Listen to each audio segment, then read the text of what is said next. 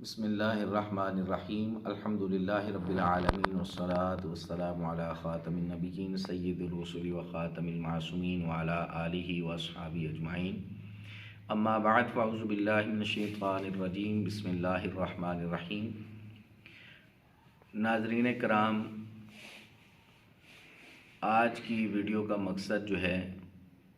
وہ ایک ایسے شخص کو ایکسپوز کرنا ہے جو کہ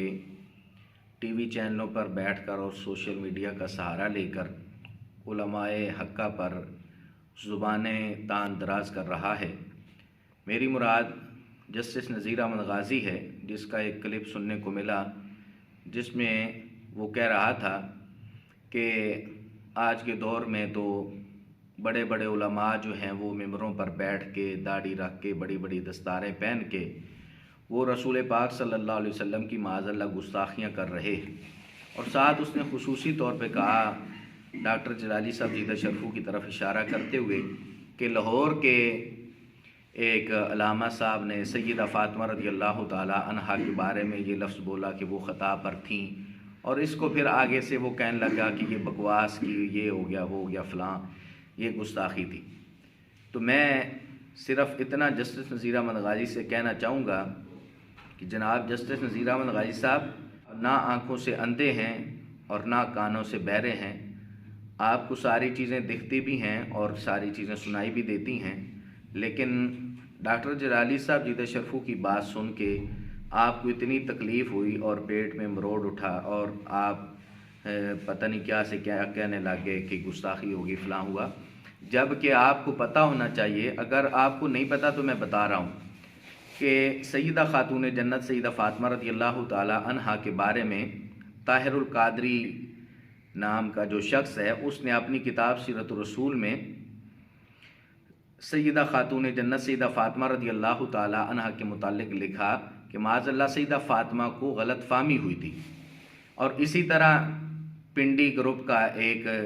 رافضی حنیف قریشی نامی شخص ہے، اس نے اسی طرح سیدہ عائشہ رضی اللہ تعالی عنہا کے متعلق کہا اور سیدہ فاطمہ رضی اللہ تعالی عنہا کے متعلق کہا کہ ان سے خطا ہوئی، جبکہ کوئی خطا اجتہادی کا لفظ اس نے نہیں بولا۔ تو وہاں آپ کی زبان جو ہے وہ کیوں حرکت میں نہیں آئی؟ اور وہاں کیا آپ بہرے ہو گئے تھے یا آپ آنکھوں سے اندھے تھے؟ شاید آپ کو کتاب میں وہ لفظ نہیں ملے، یا اگر نہیں ملے یا آپ کو پتہ نہیں تھا تو ہم آپ کو بتا رہے ہیں، ذرا ان کے متعلق بھی اپنا اسی طرح ایک ویڈیو کلپ جاری کریں تاکہ ہمیں پتہ چلے کہ آپ کے اندر واقعی بہت زیادہ غیرت ایمانی ہے اور آپ درد دل رکھنے والے اور غیرت ایمانی رکھنے والے شخص ہیں۔ تو جب کہ آپ نے شاید دینی کتابیں پڑھی نہیں ہیں، کہ کتابوں کے اندر یہ چیزیں واضح طور پہ لکھی ہوئی ہیں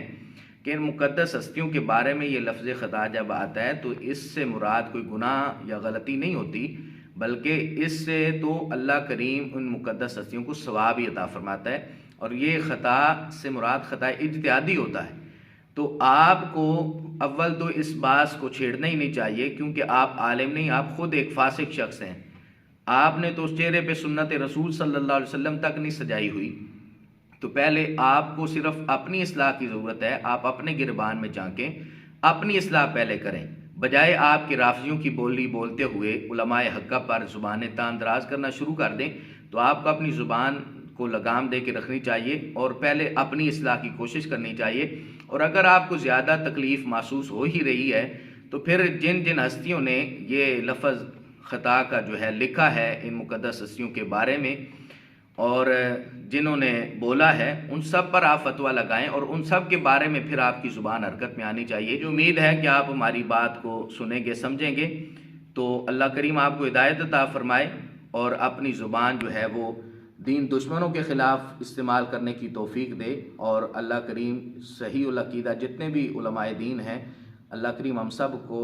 ان کا ادب و احترام کرنے کی توفیق عطا فرمائے۔ آمین بجاہ النبی الامین صلی اللہ تعالیٰ علیہ وآلہ وسلم۔